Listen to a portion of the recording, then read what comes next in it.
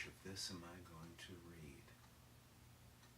Oh, hi, and welcome to another episode of LP and Laundry. If this is your first time joining me for one of these, the name pretty much says it all. I play one side of an unusual record. We talk about it a little bit before, a little bit during, and over the course of it, I'll fold some laundry. It's not really about the laundry, but I have been told that it is oddly compelling. This week, we are going to be doing kind of another sort of a mashup affair. This one is David Rose and his orchestra concert with a beat. So many exclamation points on one album cover. Lord knows what this could possibly be. Fortunately, there is a rather long, persuasive essay on the back. I'm not going to read all of it, but we'll take the first couple of paragraphs, and I think it will give us at least some sort of a sense of what is to come. Strings that soar like spears of sunlight and stipple the air with the sound of pleasure. Deep-throated horns that curl around the end of a supple phrase. The melancholy arc of an oboe singing darkly, the joyous sweep of trombones and trumpets. These are the hallmarks of the music of David Rose, pianist, composer, arranger, symphony conductor, a man of music to whom instrumental colors are as personal as the sound of voices. But there is another guarantor of pleasure in Rose's music that binds together the familiar range and subtle surprise of his arrangements. Whether swift or lingering, his music has a deeply rooted pulse, an inner momentum that is a profound part of the man, his time, and his place. This program of great classical melodies provides an unusual showcase for the Rose beat, the mysterious rhythmic impulse that adds something special to the lilt of syncopation. Perhaps the sound of a rose. To give you a hint, the first track is Romeo and Juliet, Fantasy Overture by Tchaikovsky. Let's turn it on and see what all this beauty is about, shall we?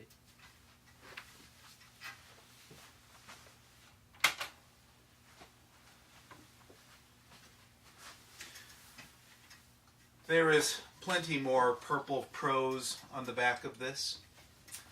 I'm not going to read it. We'll just let that hang. Go to the LP and Laundry Facebook page or mattfugate.blogspot.com. I take photos.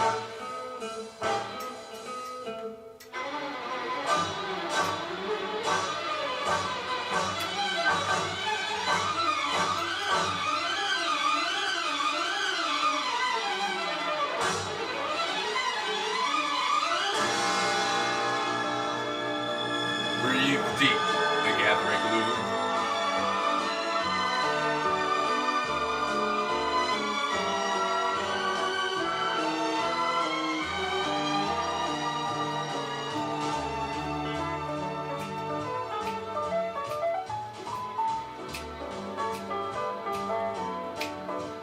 I think you see where this is heading.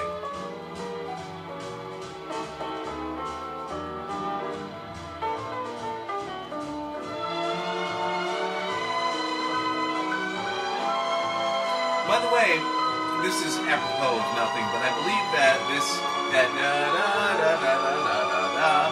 was used in Todd Browning's Dracula, the one with the original one with Bela Lugosi.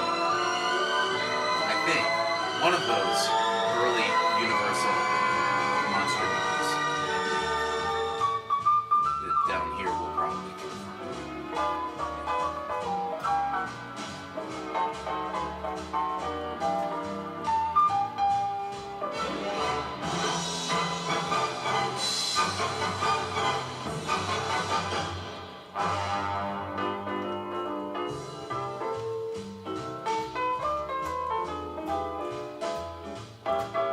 Piano solo in this, by the way, is by Bobby Hammock.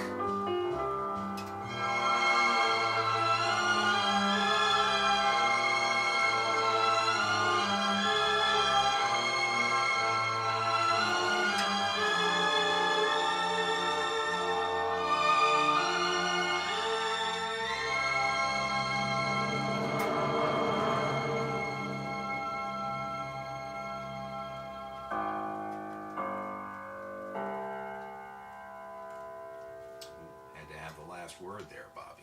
Okay. Next up is Serenade for Strings, also Tchaikovsky. It will be a tenor sax solo by Bob Cooper.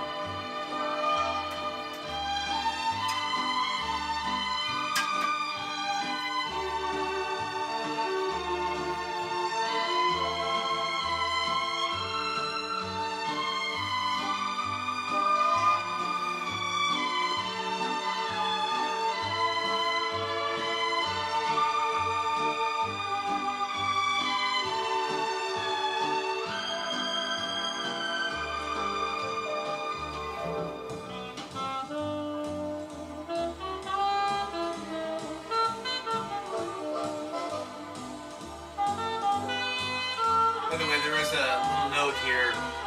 In addition to the large David Rose concert orchestra and the featured soloists listed in the above selections, many well-known leading West-East jazz musicians sat in on the recording dates.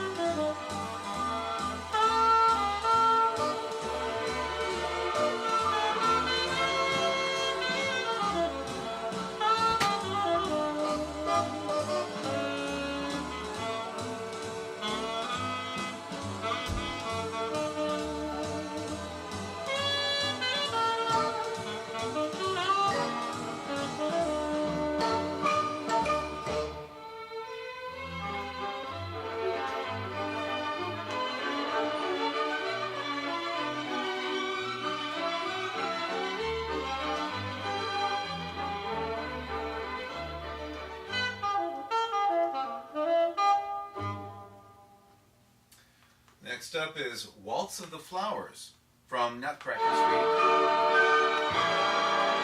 Again, Tchaikovsky.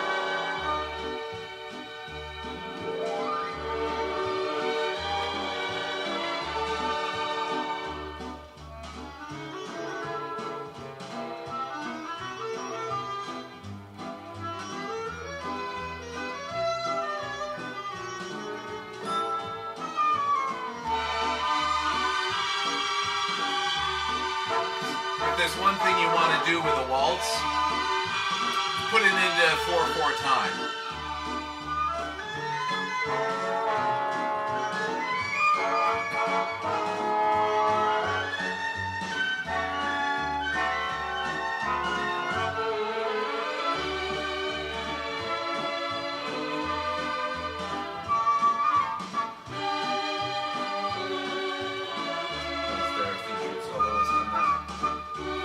Oh, Bob Cooper will be. Oh no, yes, Bob Cooper will be once again benefiting us, giving us the benefit of his tenor sax solo.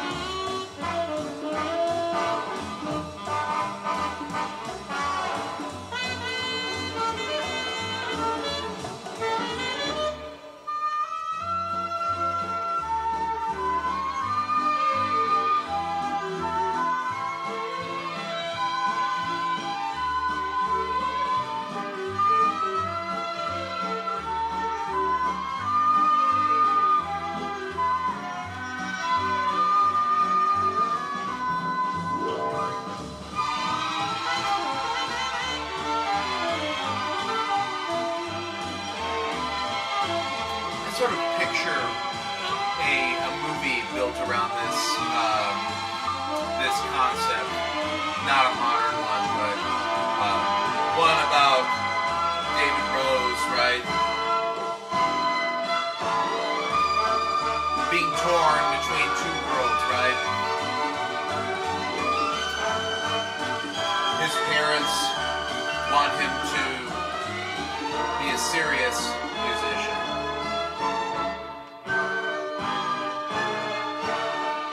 But you just can't escape the beat, right?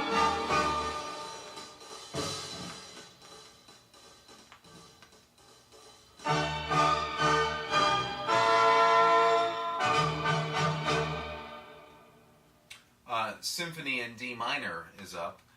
The only non-Tchaikovsky piece. This is Frank, F-R-A-N-C-K. The vibraharp solo by Dale Anderson.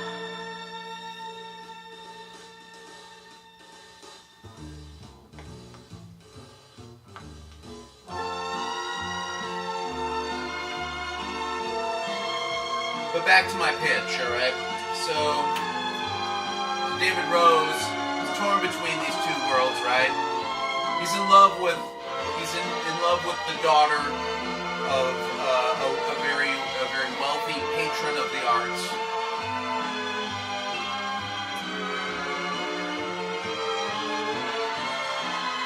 They come to a big opening of his debut as a conductor.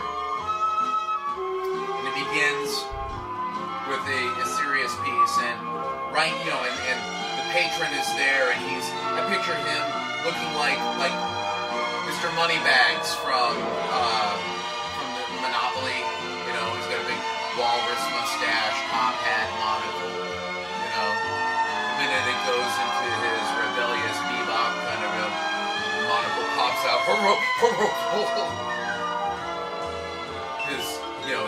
His ample wife in her furs and clutches her pearls. But the love interest's little sister, she's irrepressible. Not afraid to tell the truth, right?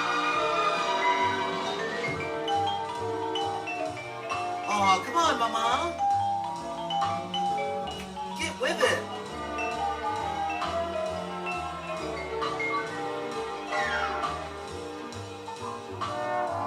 That's all I got.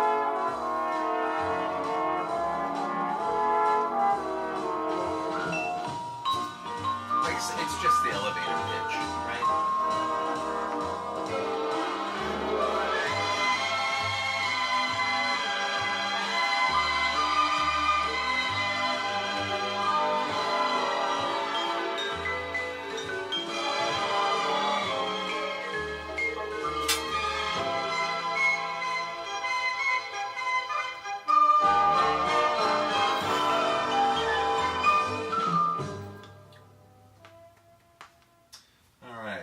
Ooh, Swan Lake.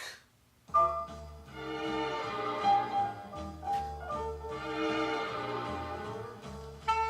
Lake, Swan Lake. Ronnie Lang on the alto sax.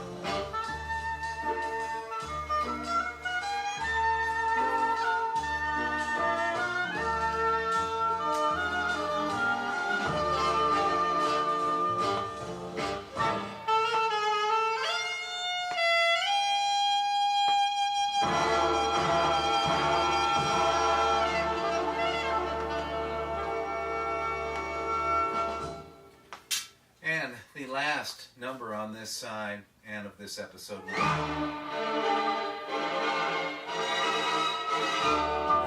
anyone guess?